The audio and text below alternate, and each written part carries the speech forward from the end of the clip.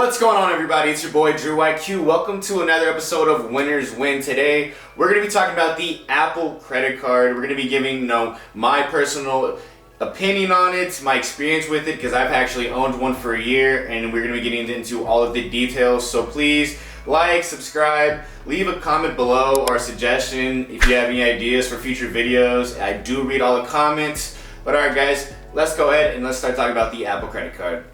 Alright guys, so the first thing we're going to be talking about today is what credit score should you have to try and apply for the Apple credit card. And Apple themselves said they will not accept any credit score below 600. So this is going to be at least 600 credit score for you to actually apply and get this card. And that being said, this card is really going to be more for beginners and really only as a cash back card, which was pretty much what we're going to be getting into here. But the first thing I want to say, it is a $0 annual fee card, meaning you will not have to pay money to use this card every year. So for a lot of daily spenders or your average family that might only have one or two credit cards, this is going to be a really good credit card, especially if you don't want to have to pay that annual fee. But a lot of us credit nerds know paying $550 for an annual fee might be worth it if you're getting $800 or $900 value out of the card every year. But that is a whole other topic. This being said, this is also a beginner level card. Okay guys, so if you can't get any other credit card and you have at least 600, that's going to be for you. But if you have below 600, you're probably going to want to get a Capital One Platinum card.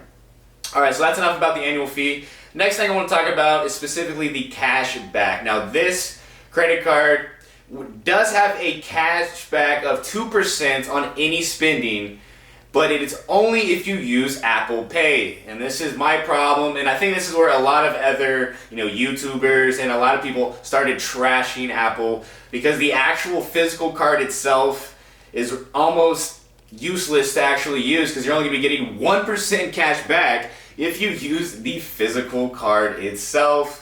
So yeah, that is a bummer. If you actually want to get the 2% cash back, you have to use Apple Pay. And guess what? Not everybody supports Apple Pay yet. So having to use that physical card and only get 1% cash back is really a bummer. Okay, so also that being said, the card is made of titanium and it looks really cool. So they have this really awesome looking credit card that is actually not useful at all. One time I was at a bar, right, and I saw this guy bust out his Apple card. He dropped it on there, and the titanium made a loud noise. He was trying to show off. But what's really funny is he's actually looking like an idiot because he's using his physical card and only get 1% cash back when he could be using Apple Pay and get 2% cash back. Or really, there's many other credit cards you can get that pay 2% cash back and you don't have to use Apple Pay or anything like that. Like for example, the Citi double cash back, you can get 2% cash back on your physical card, and there's also some other ones like the SoFi credit card, I believe, as well.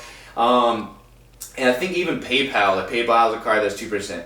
But this being said, guys, the real bummer is that you have to use Apple Pay to really make this worth it, because really 1% on the physical card makes that useless. So 2% cash back is really you don't want to go below 2% or 1.5% cash back ever. I think the standard is at least 1% cash back. And that's why a lot of people make fun of this card, because the physical credit card is absolutely useless, like I said, guys. So really, this credit card is only going to be for people that like using Apple Pay. If you're like me, I'm not a big fan of it. I have an Apple card, and I do use Apple Pay a lot of times because, like I said, it's really only worth it if you use Apple Pay. Or, this is what we're going to get into next, if you want to buy Apple products. If you want to buy some Apple products, this is where it becomes useful. So if you're just an Apple head, I buy a lot of Apple stuff, but I also have a lot of Microsoft, but I buy a lot of MacBooks and stuff like that, and you will get 3% cash back on any of those Apple products. So if you like to buy a lot of AirPods and stuff like that, it might be worth it getting that 3% cash back on those products. And also, I think you can get 3% cash back on a couple other products and brands that they're partners with, like Exxon. So if you want to get gas at Exxon, you get 3% cash back, which is really awesome. You get 3% cash back with Nike products, T-Mobile, Uber Eats, Panera Bread, Uber, Walgreens, and there's also a couple more. I will leave a image here showing the rest of them.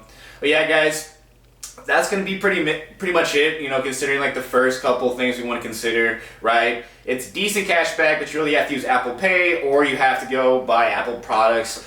And that's kind of the problem with this card for me. That I really wish that physical card was at least 1.5% cash back instead of 1%. But yeah, that being said, it is still a very good beginner card.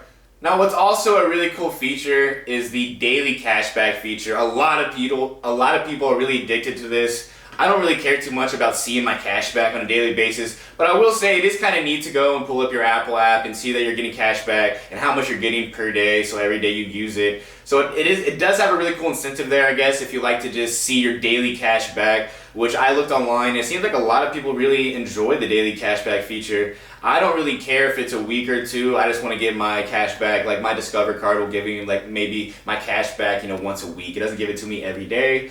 So there is that. It's a really cool feature. Really, in my opinion though, not that big of a deal.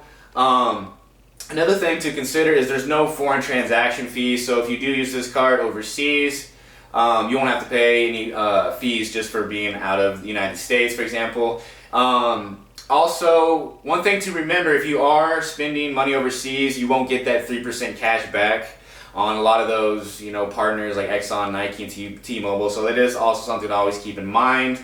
And then the next thing that I really want to, you know, talk about is going to be there is no welcome bonus. And this is going to be a huge thing to consider because a lot of other credit cards in the same kind of area typically will have at least a $200 welcome bonus, like the, you know, Chase Freedom card. And the real difference here is that Apple Pay, you can get 2% cash back. In the Chase Freedom card, for example, you can only get a 1.5% cash back. So Apple Pay is actually a pretty good cash back card because of the 2%. But at the same time, that welcome bonus, which is a lot of times $200, like I said, actually adds up to be pretty significant. So, for example, a lot of people talk about if you spend $40,000 on, let's say, our Apple credit card, and we spend the same $40,000 on our Chase Freedom card, which is getting, you know, maybe a $200 welcome bonus and a 1.5% cash back. So we're getting $200 just for signing up for the card right away. So if we want to actually make our money back with the Apple credit card, we have to spend at least $40,000 for the 2% cash back to really add up and make it worth not getting a Chase Freedom card. So this is the big differentiator for me. If you're only going to use one credit card every single day, I still think, you know, a lot of these other credit cards that have the welcome bonus is probably going to be better unless you really are spending over $40,000 every year. That's a lot of money, and if you are spending that much money, I don't think this is going to be the right credit card for you. I would much rather you get, you know, many other credit cards that I have talked about in my videos. But this being said, another thing we want to talk about here is how you can use these credit cards to finance Apple products. So a lot of people will go to the Apple store and, you know, maybe they don't have $2,000 cash up front to get a new MacBook Pro, but they can afford maybe $125 a month or whatever, you know, the monthly cost if you want to finance it.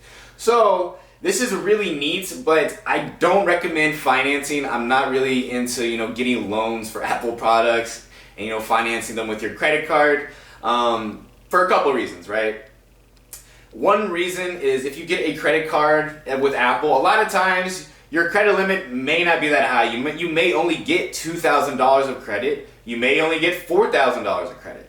But let's say we finance and we spend, you know, let's say $1,500 or let's say $1,000. We'll buy like a MacBook Air, $1,000, right? And maybe our credit line is only $2,000. If we finance right off bat, that's going to take $1,000 off our total credits and make our credit utilization 50%, which is really high, which is going to lower your credit score because you want at least less than 30% total credit utilization. Now I have multiple videos where I've explained credit card utilization, so I'm not going to do that again. But that is very important to think about when financing, and I don't think it's a good idea, okay? The only time where it might be a good idea is if you're financing for, you know, maybe a laptop for business reasons or something like that.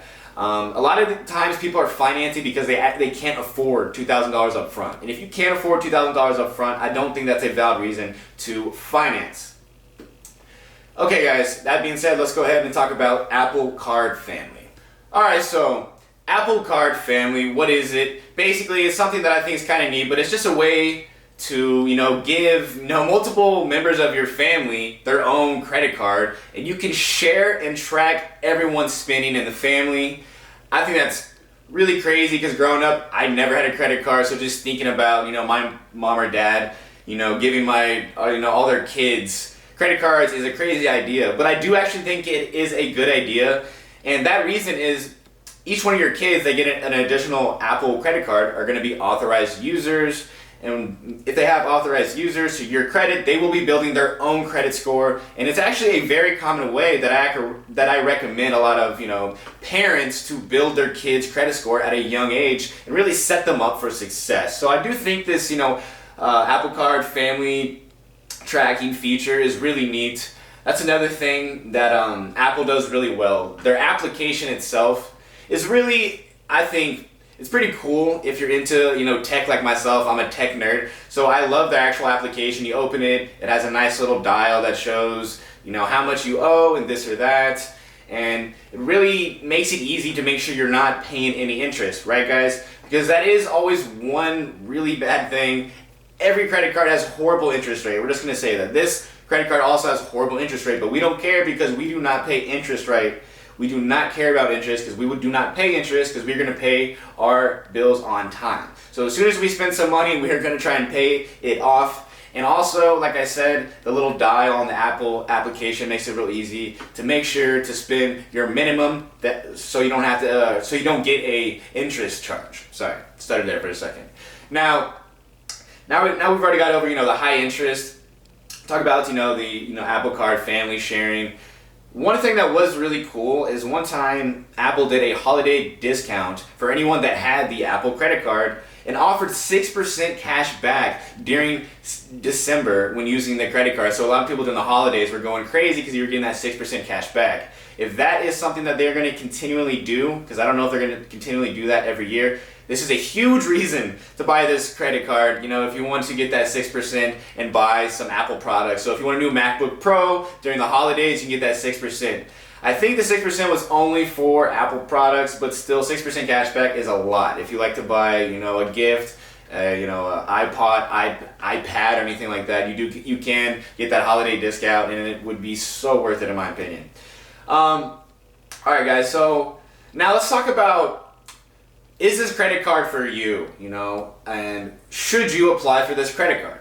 Right now, this credit card is not going to be for you if you're like me and you like to, get points that you can redeem for travel or a couple nights at a hotel, and just having those points to actually get those and redeem all those cool benefits, right? That a lot of us know about if you have, maybe a Chase Sapphire Reserve or anything else like that, or an Amex Gold card, right? So it's not really good, and it's not going to be for you if you're trying to travel and get some points for travel and stuff like that. It's not going to be good if you don't like Apple products. If you're not a fan of Apple products, do not get this credit card. Very simple. You're not going to want to use Apple Pay, right? You're not going to want to use Apple Pay. You're not going to even take advantage of the 3% or the 6% holiday discounts for cash back. It's really not for you, okay? There's going to be other cards that I recommend, the Chase Freedom, like I talked about earlier, SoFi, PayPal, credit card, all really great daily spenders, which you're going to get at least 2% cash back for anything, and you can use the physical card. So maybe if you're like me, you don't like to use Apple Pay and you just don't like Apple products. I started to be a fan of Apple products, so I use a lot of them, but I still don't like Apple Pay. Then it's probably not going to be a good use for you. If you don't want to use Apple Pay, this is not the credit card for you, and I do not recommend it. It is also not the best cashback card for 2%, right? Because you have to use Apple Pay. A lot of these other cards you don't have to use, the technology. You can just use the physical card, which I like. That's why I have, honestly, that's why I use a lot of my other cards. Apple credit card, in my opinion, is only going to be good for beginners, and if you have a very low credit score in the 600s, preferably. If you have 602 credit score, something really bad, Apple credit card is really awesome because you can get it with a low credit score and still get cash back. For example, I had 580 credit score when I first started getting into credit cards. My family didn't put me as an authorized user, and I had horrible credit, right? So I started with, a secured credit card like the Capital One Platinum card, which I have a review and talk about as pretty much just a credit builder. So I had a credit builder, and I think the Apple credit card is really cool because you can get it with a pretty low credit score and still get the cash back and not just have a credit card builder. But you can also build your credit using this card. But if you have over 670 credit score, there's a lot of better credit cards out there that I would recommend. Alright guys, and I think that's going to be all for this credit card review. Please leave a comment. If you have the Apple credit card, why do you use it? What do you like about it? What do you hate about it? Are you a big fan of Apple Pay yourself? But yeah guys, thank you for stopping by. Please like, subscribe, and leave a comment below. And I will see you on the next video.